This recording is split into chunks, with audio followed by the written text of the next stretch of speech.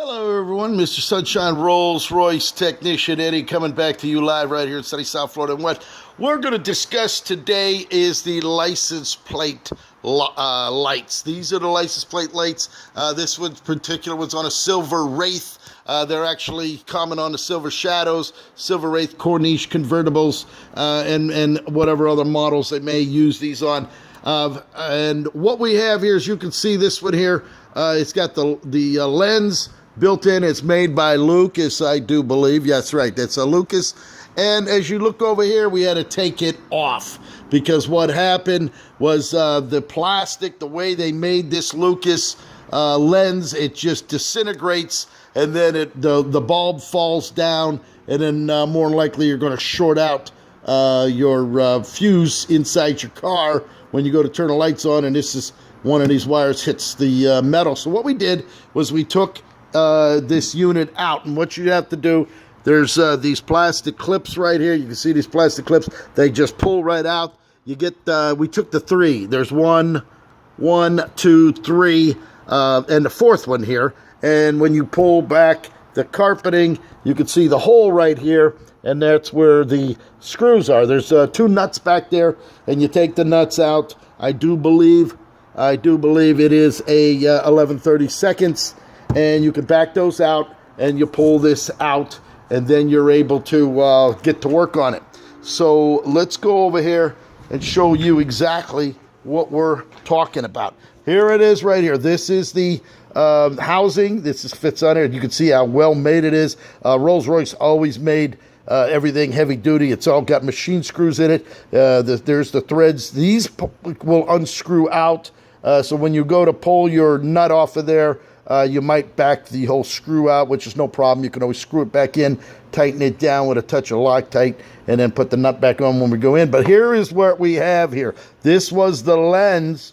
This is the way it's supposed to look. And what happens is the plastic over age starts to break down. And as you can see, some of it, how it just breaks down to nothing. And once it breaks, the bulb pops out. This is the kind of bulb that it uses here, a double post right here. The bulb is good. We just tried. It looks a little dark, but it is, in fact, good.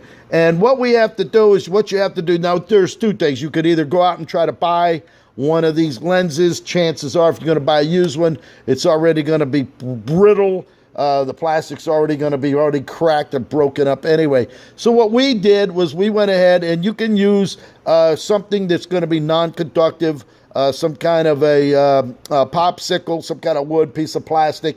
I actually just happen to have an old nail file laying around. A nail file is made out of real thin wood, but it's strong wood.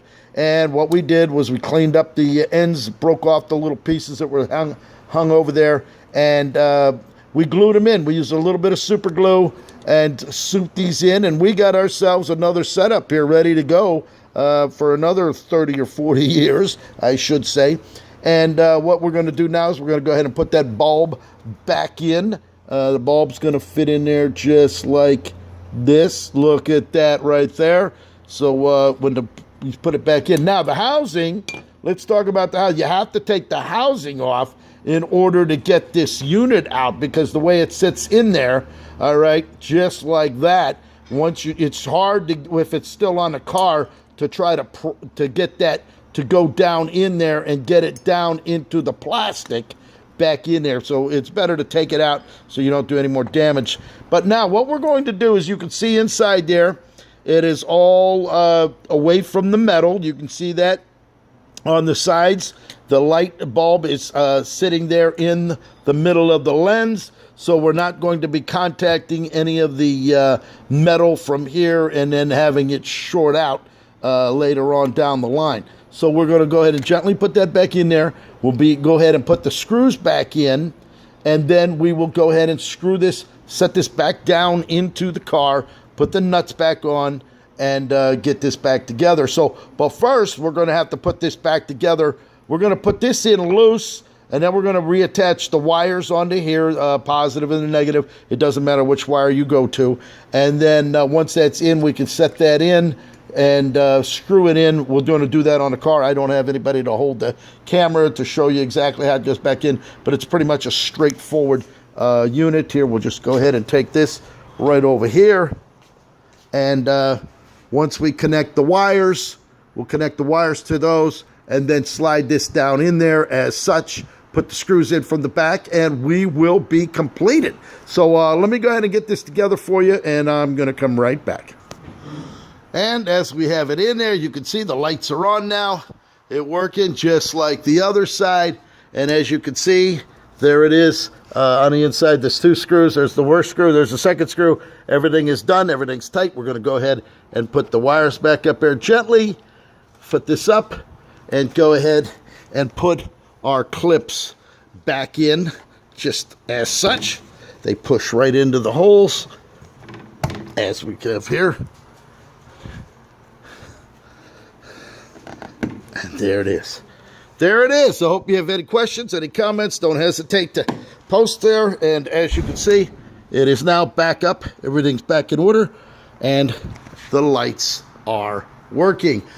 Eddy, if you have a problem with that or you need them repaired, don't hesitate. Give me a call, 561-693-8636. Coming to you live right here, Locksmith Eddy, Rolls Royce Mechanic Eddy, right here in sunny South Florida. Thank you for watching. If you have any questions, give me a call.